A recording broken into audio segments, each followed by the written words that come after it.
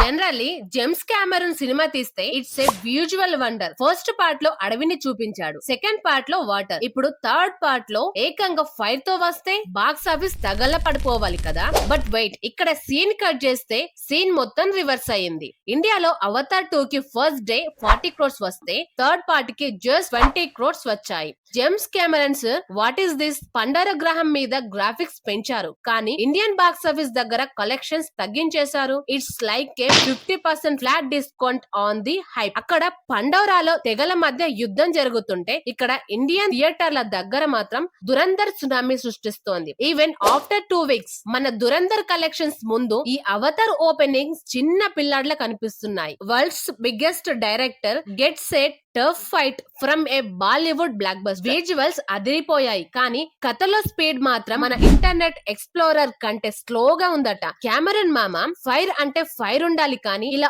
Audience కి tired అయిపోయేలా చెయ్యకూడదు కదా.